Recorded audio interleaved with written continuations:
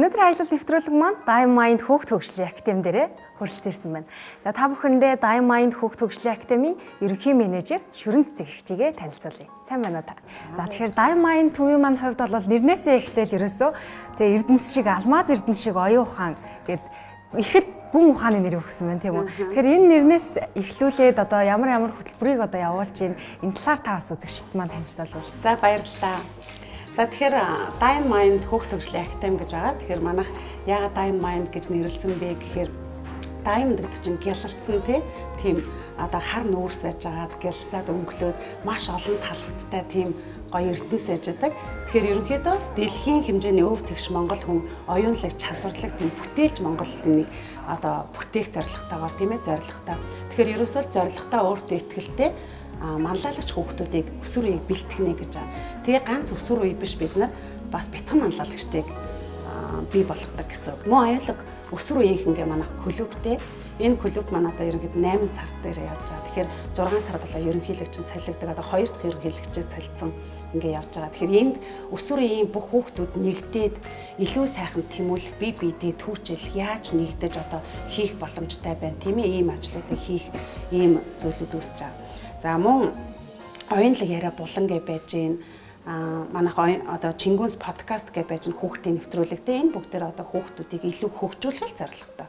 За бяцхан манлайлагч гэх хөтөлбөрөөр яадаг вэ гэхээр 4-өөс 10 настай хүүхдүүдийг ярих хэлтгэх, бусдыг сонсох, одоо сонссноо ойлгож бусдад ярих ийм зүйлийг зааж өгдөг. Дээр нэмээд Монгол ёс ахуй жаншлууд хаягдах гэдэг. Энийг бид нэр тэр хүүхдүүд хаягдуулахгүй. Яаж одоо бид нар хэл зүгийг хэлж яах юм? Яаж одоо зүйр цэцүүгтэйгээ холбож одоо бид нар буюу биднээс одоо дээш өгөх хүмүүс болохоор одоо ихэнх нь ингээд юу яадаг штэ. Зүйр цэцүүгээр хүүхдүүдийг сургадаг тий. Тэгвэл одоо тэр маань алдагдах гад. Тэгвэл тэрийгээ ч болтгоо бид нар авчулдах хэрэгтэй гад. За энэтэйгээ холбоотойгоор бид нар монгол хэл гээд монгол хэлийг одоо хүүхд бүр сурах хэрэгтэй. Ялангуяа гадаадд байгаа хүүхд эцэг эхчүүд те хүүхдүүд ингээ монгол хэл орхигдсон байж байгаа. Тэгвэл бид нар гадаадд онлайнаар гадаадд амьдарч байгаа хүүхдүүдэд монгол хэл зааснаар тухайн хүүхдүүд илүү ингээ монгол хэлээ сайжраа. Одоо жишээ нь Солонгосоос холбогдож байна, Америкаас холбогдлоо, манад одоо Японоос гэх мэт маш олон орнуудаас холбогдож хичээлээ заалж байгаа. Тэгэхээр бид нар тэрнтэй холбоотойгоор юм монголны 1 2 гэдэг юм ном гаргасан байгаа байхгүй юу? За энэ ном нь болохоор яадгүй гэхээр бид нар хөгжилтэйгээр баяр баясгалантайгаар тий хүүхэд яаж сурах вэ гэдэг аргыг зааж өгнө. Энэ маш хөнгөн хэлбэрээр гэсэн. Тэг ингээ эргүүлээл харлаа гэхэд одоо хүүхдүүд энийг чи ингээл дандаа нэг уншиж байгаа ш тий. Одоо ингээ буруу харуулаа бичсэн. Хажуу дээш нь харуулаа бичсэн. Би ингээ хажуугаас нь уншихаар сонирхолтой юу. Дөнгө цэцэрлэг сурж байгаа хүүхдүүд одоо хүүхд их чахыгаа дураа буруу харуулаад уншиж байгаа ш. Тэгвэл энийг бас буруу харуулж уншиж. Ээж нь нам чи буруу харсан юм биш тий. Жишээ нь тий. Тэгсэн мөртлөө сонирхолтой тэр ихийг уншаад дуусах гээд ингээ сонирхолтой хөнгөн байдлаар гадаад сууж байгаа болон Монголд одоо хоцрогдож байгаа монголынхаа унших бичгээр хоцрогдож байгаа монгол хэлээр хоцрогдож байгаа хүүхдүүд бид нар заадаг байж байгаа. За тэгээ бид хэд нэлээ бас 4 бүтээл хийж чадсан л да. За 1 2 гэдэг энэ ном байж гин Teenage Billion гэдэг өсвөр насны хүүхдүүдэд зориулсан өөртөө яаж ихтгэлтэйгээр өсвөр үеэ бүтээх юм бэ гэдэг ийм дэвтэр хийсэн байгаа. За энэ дээр хүүхдүүдэд маань өөрт нь хэрэгтэй өсөлтөө бүтээх дэвтрүүд байж байгаа зорилгоо бичих тийм ээ. За өөрийнхөө нэг өдөр бүрийн сэтгэл мэдрэмжээ үнэлэх тэр аягүй өсвөр насныхан чухал байдаг юм байна. Одоо хүүхдүүд ингээд өдөрт би өнөөдөр одоо яг юу хийсэн бэ? Өнөөдөр би ямар байсан бэ гэдэг эзэж дүгнэдгүү. Тэгэхээр багаасаа одоо дүгнээд өнөөдөр миний сэтгэл санаа ямар байна вэ? Ногоон окей бол ногоон тий. Жохон тиймэрхүү байсан бол улаан ингээд ногоон гэрэл шиг дүгнээд ирэхлээр тэндээсээ бид нар ч гэсэн хүүхдүүдэд харах боломжтой. Миний хүүхдээ өнөөдөр сэтгэл санаа жоохон тийм байгаа юм байна. Яаж хүүхдээ би ингээд жоохон сэтгэл санааг засах уу гэдэг ч юм уу тий. Энэ дээр бас жижиг эерэг дадлууд бид нар суулгаж өгөхийг зорьсон маа. Өглөө эрт босох байж гэн дасгал хөдөлгөөн байж гэн хүүхд бүрт хэрэгтэй ш. Одоо утас ширтээ ч юм уу тий интернет орчин хийх хөгжсөнтэйгээр холбогдоод хүүхдүүд ингээд номон дургу болсон байна. Тэгвэл дасгал хөдөлгөөн хийгээд ном уншаад байж ивэл тэр хүүхд эрүүл мэндийн хэрэгтэй, оюун ухаанд нь хэрэгтэй тий.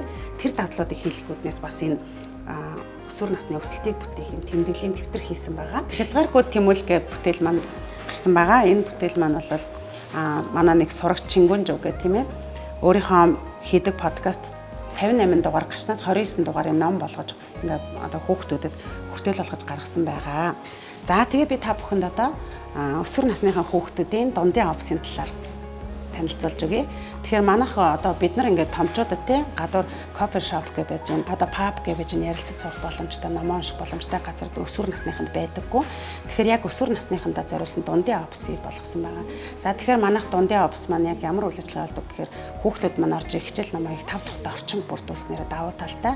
За гал тогооны хэсэг гэж байж гэн энд хүүхдүүд авчирсан хоолой халааж тэгээд усаа буцалгаж байгаа цай кофе байж ингээд цай кофегаа уугааж болно. За тэгэхэд подкаст лайв хийх бас хэсэг байж тайзны хэсэг тийм ээ. Эндээ хүүхдүүд подкаст лайв хийгээд өөрийнхөө контентыг хийх боломжтой. За мөн номын сан байж байгаа. Номын сангаараа хүүхдүүд маань туртаа номоо уншаад өөрийнхөө ингээд сонирхсан ном зохиол уншаа суух боломж байж байна. Тэгвэл хүүхдүүдийн хурлын заал гэж байж эндээ хүүхдүүд маш их дуртай. Хамтдаа хурлын өрөөнд ингээд суугаад юм ярилцсан гэдэг хүүхдүүдийн хувьд бол асар том жаргал шүү дээ. Яагаад томчууд яриад бид нар ярьдгүй ингээд тийм ээ. За мөн сэтгэл зүйч өөрөө байж ганцаарчилсан болон ганцаарчилсан ерөнхийдөө сургалтуудаа зөвлөгөөнүүдээ сэтгэл зүйч өрөөнд хийж байхад хүүхдүүд маань бас хичээлээсээ шууд ирээд энд ингээд презентацийн бэлдэх болвол амралтын өрөөнд ороод номоо унших, төр зураг, нэг нап гээд унтаад авах тийм ийм үйлдэлүүд болдог. За мөн компьютер тэгээд хүүхдүүдийн хичээл хийж суух ширээнүүдээр юм бүрдсэн юм өрөө байж байгаа. Тэгэхээр өсвөр насны хүүхдүүд маань энэ өрөөнд ирээд одоо өөрсдийнхөө туртаа хөгжилтэй цагийг бас энд ингээд өөрийнхөө хөгжих цагийг тийм ээ өнгөрөх боломжтой байгаа. За баярлалаа. Мэдээж хэрэг хувь хүний хөгжил гэдэг бол одоо хүн болгонд хэрэгцээтэй зүйл байдаг. Эцэг эхчүүдийн хувьд бол мэдээж хамгийн одоо тэргүүн зэргийн зорилго бол өөрийнхөө хүүхдийг өөрөөсөө илүү боловсралтай, мэдлэгтэй, хүмүүжлэлтэй, хүнлэг хүн болгоё гэсэн зорилготойгоор амьдардаг. Тэгэхээр эцэг эхчүүд та энэхүү нэвтрүүлгээ үзэж байгаа бол Dime Mind Хүүхд хөгжлийн академиг зорин ирээрэй гэж хүсэж байна. Хүүхд хөгжлийн академи хадлаар одоо дэлгэрэнгүй мэдээллийг бас үзэгчдэд маань хуваалцсан танд баярлалаа. Өргөжлүүлээд бүгдээрээ Dime Mind Хүүхд хөгжлийн академийн сэтгэл зүйч Наран Гаруутай уулзцгаая. За сайн байна уу? Манайх Dime Mind өсвөр насныханд зориулсан Dime Mind хөтөлбөрүүдийг явуулдаг. Мөн сургагч агшийн хөтөлбөр, сэтгэл зүйн хөтөлбөрүүдийг бас явуулдаг байгаа. За Dime Mind хөтөлбөр дээр бид нар болохоор яадаг вэ гэхээр 1 сарын хугацаанд өсвөр насныханд зориулсан хувийн нөхцөлийн сургалтыг явуулдаг. Энд маань болохоор эхний 7 хоног зорилго гэдэг хичээлийг үзэн тухайн хүүхдийг одоо хүсэл, мөрөөдөл, мэдрэмжээсээ зорилгоо яаж тодорхойлох юм гэдгийг зааж өгдөг. За 2 дахь 7 хоногт болохоор цаг төлөвлөлт гэдэг хичээлийг үздэг. Тэгэхээр нэг зорилгоо тодорхойлсон бол одоо зорилгын төлөө цагийг яаж хэрхэн зөв одоо үр бүтээлтэй төлөвлөх юм гэдгийг зааж өгнө. За 3 дахь 7 хоногт нь болохоор яадаг вэ гэхээр мэрэгжил сонголт гэдэг хичээлийг үздэг. Тэгэхээр ялангуяа өсвөр насныханд бол хамгийн чухал сэдвийг бол ялцчихгүй мэрэгжил сонголт байдаг тийм. Тэгэхээр тухайн хүүхд одоо өөрт тохирсон мэрэгжлийг хэрхэн зөв оновчтой сонгохыг гэдэг тал дээр нь зааж өгдөг байгаа. За хамгийн сүүлийн 7 хоногт бид нар болохоор яадаг вэ гэхээр ярих илтгэх чадвар гэдэг хичээлийг үзэн. Энэхүү хичээлийг одоо нэгэн зорилгоо тодорхойлсон мэрэгчлээ сонгоцсон хүүхд бусдын өмнө яаж өөр үзэл бодлыг зөв оновчтойгоор илэрхийлэх юм гэдгийг зааж өгдөг байгаа. За мөн Dime Mind хөтөлбөрөд төгсчөөд манайх Dime Mind 2, 3 гэсэн хөтөлбөрүүд байгаа. Тэгээд эхний хөтөлбөрийн амжилттай суралцсан хүүхдүүд маань дараагийн хөтөлбөрүүдэд хамрагдах боломжтой. За дараагийн үйлчлэг маань болохоор сургагч агшийн хөтөлбөр гэж байгаа. Манай хүүхдүүд маань хөтөлбөртэй хамрагдаад одоо өөрийгөө илэрхийлдэг, өөрийгөө боловсруулад мундаг болсон бол буцаагаад үе тэнгийнхэнтэй яаж нөлөөлөх юм гэдэг талаас нь зааж өгдөг. Тэгэхээр хүүхдүүдийн хувьд одоо өсвөр насныханд эцэг гэхээсээ сонсох, магадгүй багшаа сонсох гэхээс илүү үе тэнгийнхнээс суралцах хандлагатай байдаг. Тэгэхээр тэрхүү зүйлд нь одоо бид нар сургагч багшийг бэлдээд тухайн хүүхдүүд маань үе тэнгийнхэнтэй зааж өгч суралцуулдаг байгаа. Сэтгэл зүйн үйлчилгээнүүдийг явуулдаг. Сэтгэл зүйн ганцаарчилсан болон бүлгийн зөвлөгөө гэж явуулдаг. Ганцаарчилсан зөвлөгөөндөө мэдээж одоо яг энэ бидний сууж байгаа энэ өрөөнд ганц сэтгэл зүйн үйлчилгээг үзүүлдэг. Бүлгийн зөвлөгөө нь гэхээр бид нар арай өөр орчинд те тухайн хүүхдийн 8-аас 10 хүүхдийг цуглуулад ямар нэгэн одоо сэдвийн хүрээнд хоорондоо ярилцдаг. Одоо жишээ нь өсвөр насны хайр дурлал гэдэг юм уу те. Тухайн хүүхдүүд өсвөр насны хайр дурлалтай холбоотой ямар асуудлууд байгаа юм гэдэг дээр ярилцаж шийдлийг гаргадаг. Ийм үйлчилгээнүүд өсвөр насныхан зориулсан үйлчилгээнүүд явуулдаг байгаа. Өнөөдрийн аялал нэвтрүүлэг маань их тойроод байрлах Ялалт плазагийн Dime Mind Хүүхд хөгжлийн академиас хүрлээ. За Dime Mind Хүүхд хөгжлийн академийн маань хувьд бол хүүхдийг одоо сурч боловсрох, хөгжих бүх талаас нь бол бүхий л орчин бүрдүүлж өгсөн нь маш их таалагдлаа. Тэгэхээр үзэгч та хэрвээ Dime Mind Хүүхд хөгжлийн академид хүүхдээ явуулахыг хүсэж байвал доор гарч байгаа утасны дугаараар холбогдоорой. Өнөөдрийн аялалтай хамт байсан баярлалаа.